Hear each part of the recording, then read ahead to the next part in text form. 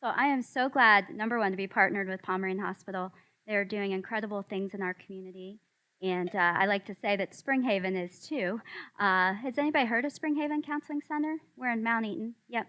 Well, I think our address is Dundee. I've been there since 2011. So passionate about helping anybody with coping skills, improving our coping skills, and of course, today with stress and the impact it can have not only physically but mentally as well. So let's do some checks. Can you hear me okay?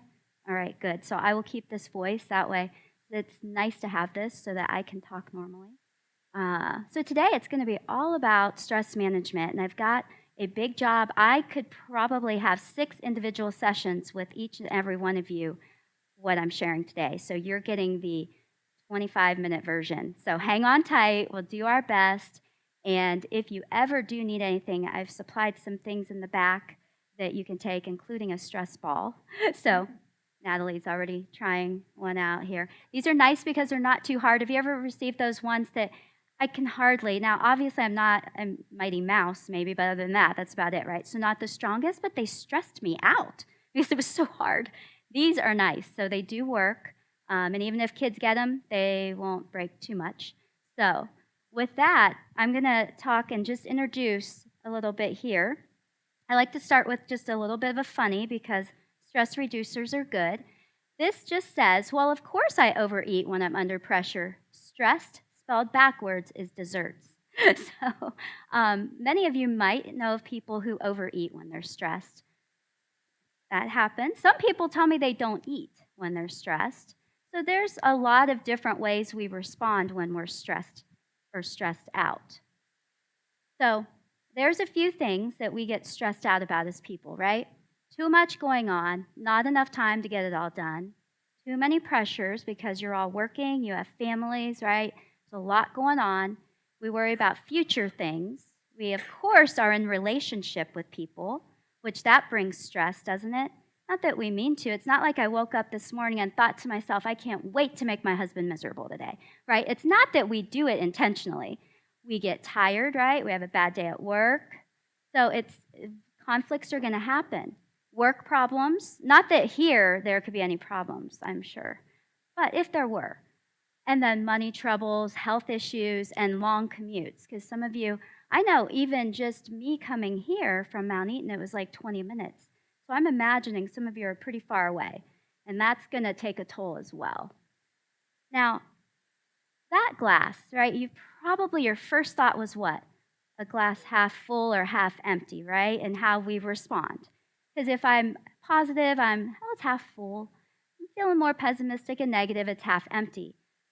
I'm going to challenge you to another thought about that glass. If I was holding it right now, okay, and I just kept holding it, and I asked you, how much does it weigh? Well, a lot of factors could be included there, depending on if it's glass or plastic. However, does it really matter if I just keep holding it and holding it and holding it? What's going to happen to Renee? No matter how strong I am, what starts happening? Yeah, your hands cramping up, right?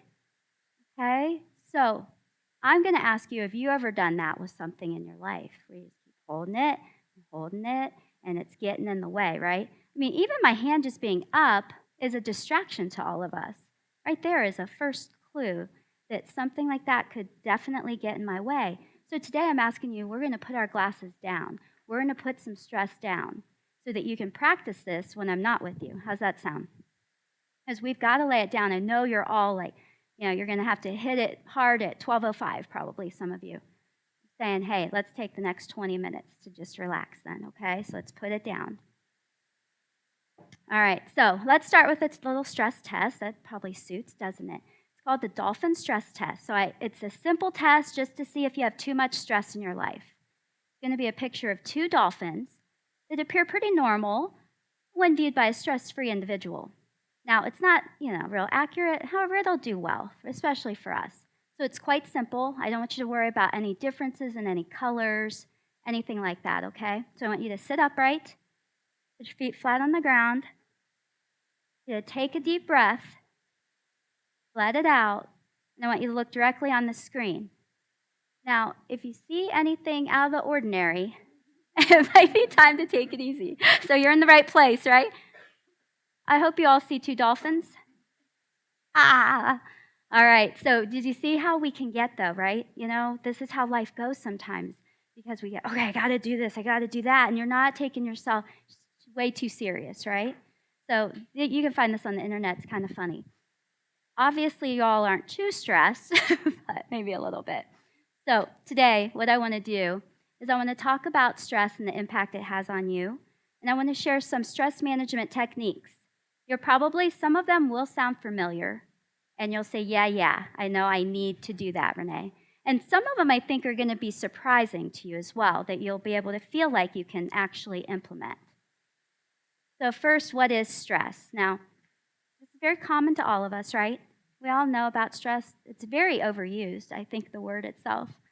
But it's actually just our automatic response to any physical or mental demands placed on it, okay? And you've probably heard of adrenaline, which is released naturally in our response to stress. And that happens when we feel that everything seems to have become too much and we are overloaded. Okay, so that's it in a nutshell, right? Now I'm just going to get technical for a couple slides. Nothing bad. You all don't have a quiz either, all right? But there is our autonomic nervous system, and we have two things. So I'm going to talk about the sympathetic nervous system first. And that part is primarily there for us for our stress and any emergencies, okay? Have you heard of fight or flight, right? So we either fight or we flee, we get away, okay? So when that's happening, our heart rate goes up, our blood pressure goes up, we get tense, right? You've probably all felt that before, okay? So that's called sympathetic nervous system.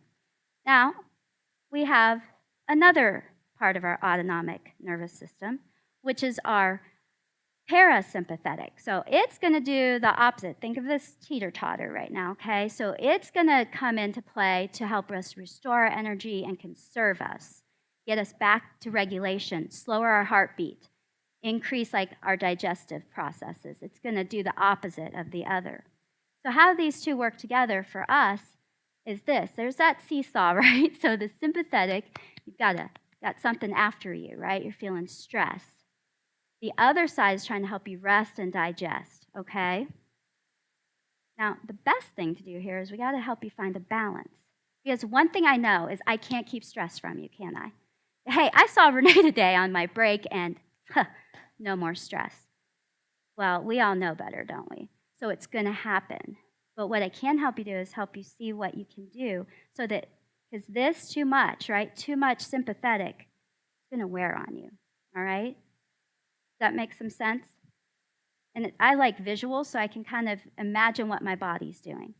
So is all stress really bad? Not really, because too little stress can cause some boredom, right? You probably can think of, I know, not that I feel that. I have 3 kids, so I'm not usually too bored with that, almost on the other side. However, when my grandparents started aging, let's think of them. They still wanted to feel productive. They still, right? Do you know what I mean? So they needed something because too little, what do we do? You know? So there is too little. Then there can be too much, where I start having a hard time getting things done and concentrating. So you have distress then, which I like that word. But if you have moderate levels of stress, they actually motivate us, they help us. And it's called eustress. So do you have an example of a time that you feel that the stress was helpful? That you felt motivated by it? Maybe a project at work? You ever? Now, once it gets to deadline time and I haven't done it, that might not feel so good. How about weddings? Right? It motivates us and also can cause some tough feelings too, right? So we have to find that moderate level because if not, we're not going to want to get up and come to work, are we? Oh, well, it'd be like, oh, I'll just show up at 10 till 12 today. If there was no stress to help me realize that I need to be there at 11:30, I want to be there with them. I want to talk to them. I hope to, help them take one thing away today. So if I just nonchalantly showed up at 10 till 12 because I didn't feel any stress about anything, it's not going to be very helpful, right? So a little motivation, a little stress is good. That's what we're trying to help you do. But here is the price of too much stress for too long. And I unfortunately see it very often. It does wear and tear on our body, and we do actually age sooner. Now, there's people that tease about our gray hair, other than some say it's kids, but actually, stress can age us sooner. Depression happens too, okay? Much less happy, and for prolonged, it will take that toll on you. We are more prone to sickness. If you ever notice that, our immune system goes down. We catch colds easier. We get the flu, or we visit the fair and get sick. No, I'm kidding. We can even have weight change. Remember how I started it with that? Some people do overeat, and then some people don't eat enough. So we have that. We're more tired. We can have headaches, mood swings for sure. Like one day my husband might ask, hey, what's for dinner? And I'm fine. And then the next night he asks me the same thing, same words. And I go, well, what do you mean? Can't. So we can have mood swings when we have too much stress. And then, of course, our addictions will come out. And I'm not just talking about drugs, nicotine. It can be, though, right? It can be as simple as caffeine, sugar, okay? So we all have addictive behaviors, we'll call it. And they're going to come out during this. So the one thing I do know over time is that self-care and stress management techniques are the first things that go. We just can't even remember what we need to do. So why is this? It goes back to that slide where our fight or flight mode kicks in, okay? And we almost, it's like if we had the, what are those things called on the side of the horses? Blinders, right? Thank you. We just could see this. I can't see everything else around me. Has that happened? It's almost like you forget how to problem solve and things like that. So I'll kind of share. We have to get back and figure out how to do that. So they have a stress symptom checklist I'm going to have all of you have. On it, on the right, and they have a little copy of it. Is it back there for? And actually, with only this many, Tara doesn't mind sending it around. But what's going to happen on that is on the one side, you're going to have physical stress symptoms. Now, on the other side, you're going to have psychological. And I think it's important for you to see that and realize that you're going to have, it's going to affect you physically and mentally if you don't manage that stress and you let it manage you, okay? So later today or tonight, sometime I encourage you to fill this out and see where you're at right now. It can help you really realize where stress impacts you. A lot of people tell me their upper back and shoulder area and their neck. They can almost tell. We've got to be in tune with our body so that we understand. Or if I notice I'm starting to have more colds, I need to be aware that, hey, maybe I need to change something or I'm not taking good care of myself. So here's the 5 different ways and tools you can use. And I'm going to talk in detail about some of them here in a minute, okay? Without figuring out where you're at, though, with it, you're not going to kind of be able to know what you want to do first, okay, and what area you're weak in. Because as you can see, these 5 different components are healthy thinking. We'll talk a little about that. Problem solving, taking a day at a time. Because sometimes I keep worrying about the future, right? What I have to do tomorrow, what I should have done yesterday. Communication and assertiveness. When people are often surprised, they say, Renee, why do we have to think about that? Have you ever noticed that if you don't speak up for yourself, what happens? I get frustrated, right? I shove it down inside me. And then little things start adding up for me, right? Then I'm like, oh, and then it happens again. And I don't say anything. And I just keep adding it. Then I start blowing up over the smallest things, right?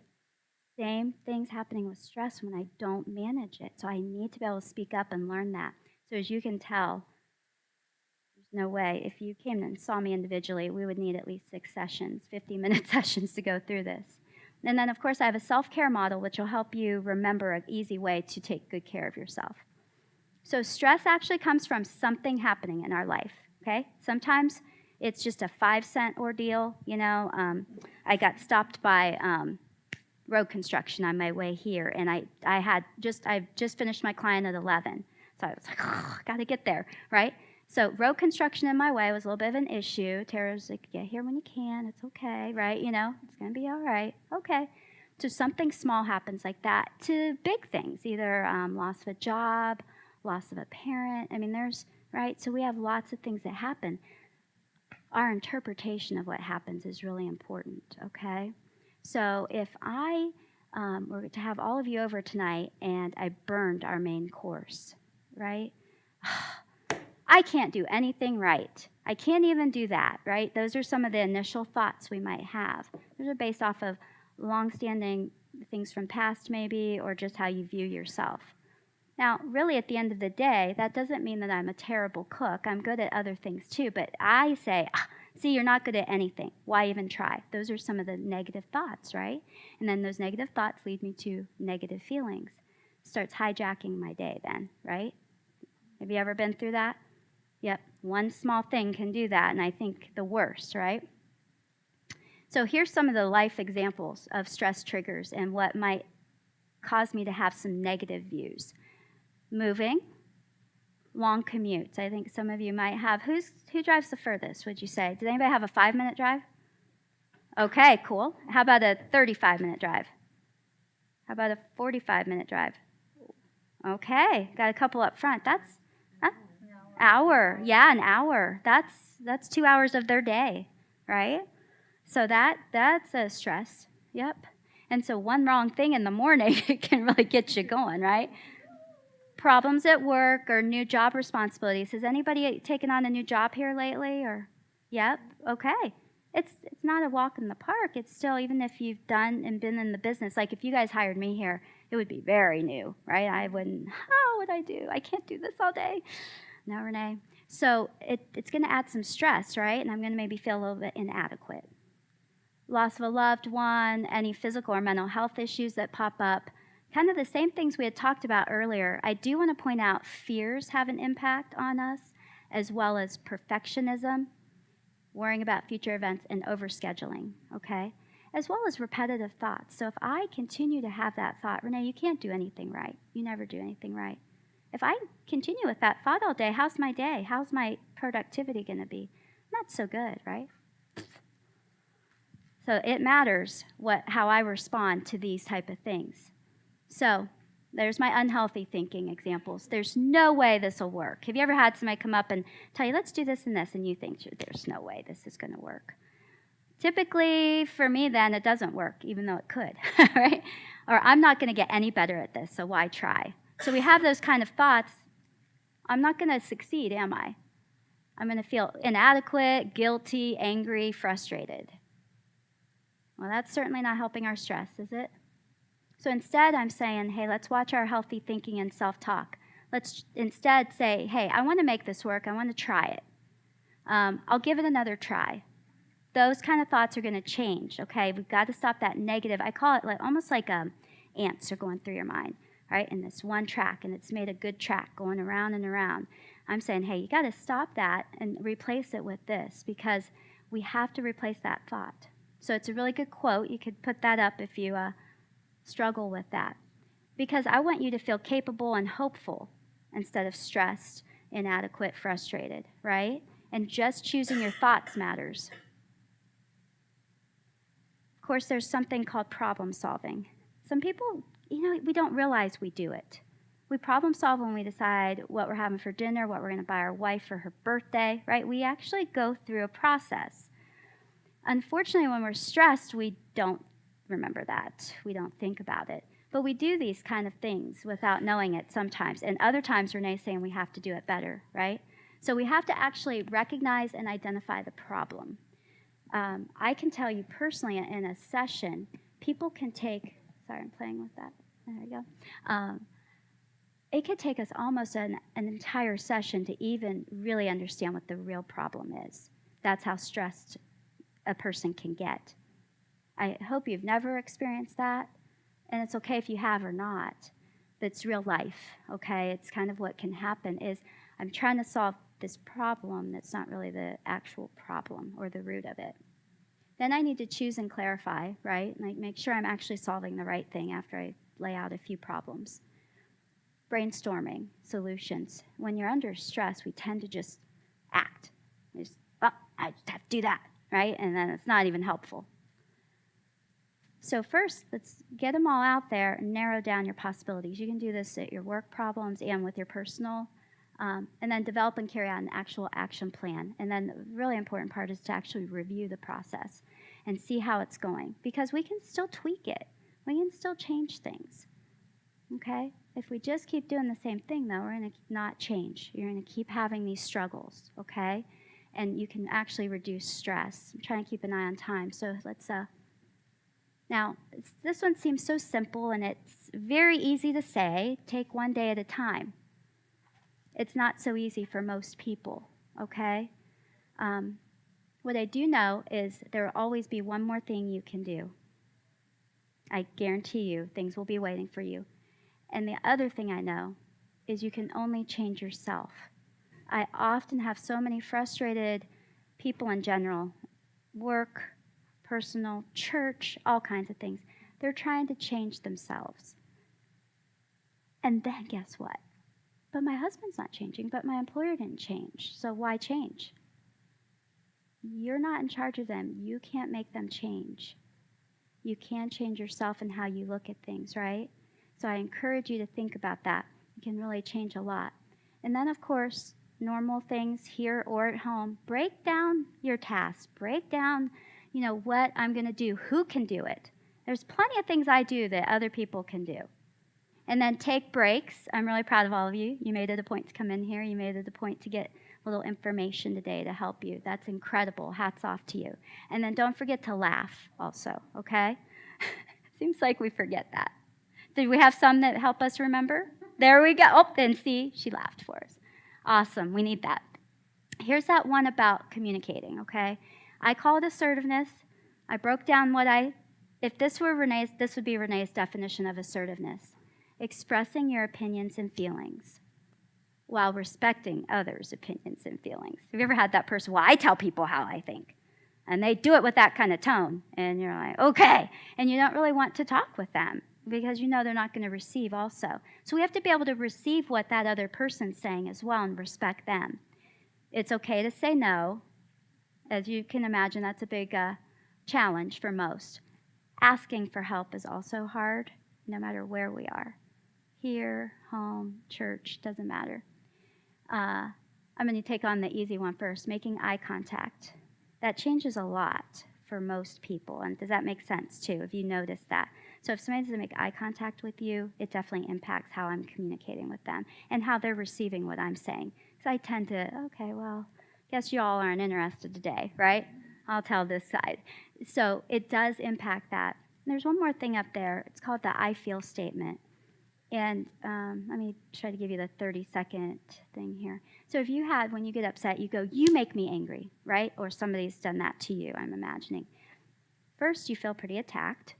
Then you get defensive, right? It's very like, ooh, me as a person, you're attacking. When I own my own feelings and I say, I feel angry when you did this or that, then it's a behavior. And I'm able to talk differently. So it's like, so I feel angry when you didn't take my son to football today because we had talked about it, and I need help today. It's Tuesday, so I'm going to be at Provia. And I would like for you and I to figure out a different way to communicate this, right, or whatever. Instead of, you make me angry, you never do this and that, right? You're always messing up. If I say things like that to my husband, what's he going to be like, right?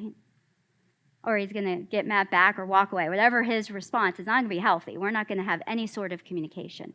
It does change things when I'm like, I do really feel frustrated when we talked about this. I need help. I want to know how I can help so that we can take care of things like this one. It does. And then he's usually like, okay, and right? And he thinks about it. So keep that in mind. So that's the stuff you and I could meet about anytime. I can do a whole nother session on that. Here's daily self-care. You might notice people tell me, Renee, this is impossible. It's really not, because I ask you to do it every day. You got to sleep, okay? It's very important. And I understand. You're all busy. We need sleep, okay? A lot of people come in, 4 hours sleep's enough, right, Renee? No, it's not. Our bodies have not had time to shut down and recharge everything from our adrenal glands. A doctor could come in and tell you exactly what happens. It needs time. So at least that long, okay? Shoot for that. I'll take 6 from some people. Eating healthy, too. We got to watch that. You got to kind of eat regular and healthy things for your body. And watching how much caffeine and sugar. I'm not saying no caffeine or sugar. I'm saying just to be mindful about it, okay? Looking up to God, if that helps you, and helping others, okay? Because how do you feel when you help others? All of a sudden, I feel a whole lot better myself, right? Okay. Facing your emotions. So often people are like, no, I don't try to figure out how I feel. No. It's kind of important because guess what? It will come out. And that way I can express myself in a healthy way. Counting your blessings, being thankful, that tends to help that negative thinking. Accepting situations as they are. There's sometimes we can't do a thing, is there? I mean, what can we really do? We can accept it, and that's hard work. Take time to relax. And of course, a little exercise. Do I have any exercise folks in here? Even walking, not just at work. Okay, good. It's healthy. I know that you're busy, so during the week might not be a time that you can take a 45-minute to an hour. I would still encourage trying. I'm happy with a 15-minute walk. If that's how busy you are that day, I'm great. Get some fresh air, breathe, exercise, get moving, get outside. Especially this time of year. Had a great summer. So here's some of the benefits. Your doctor's probably told you about a lot of these. It's obviously going to help. But you're also going to get more energy, a positive attitude, ability to focus, and become more hopeful and cheerful. Okay? So they need to become habits, right? How do we build a habit? We have to set our mind to it, don't we? So let's say, are right-handed people? So you brush with your right hand, right? Most of you? If not, think of your left. So I'm a right-handed toothbrusher, all right? Sounds weird right now, but stay tuned. So I brush my teeth for 40 plus years like this, right? I decide I'm going to try to brush my teeth with my left hand. You know how awkward and how long that's going to take me? They say about 27 days, and if I forget a day, I better add 5 more. So you can imagine how long it can take to build and take away a habit that's not so healthy. Okay, you got to be patient, you got to understand it, and you got to keep trying, okay? So I might be able to brush my teeth with my left hand one day relatively well, right? And that's what you're going to do here. So I'm going to encourage you. First thing I want you to try is just to try to take 10 minutes for yourself each day for the next 30 days. So today's August 15th. Try to do it until mid-September. 10 minutes is all I'm asking. You deserve it and you need it, okay? Whatever you like to do. And I know some days this is really hard, okay? So that's what I want you to take away today.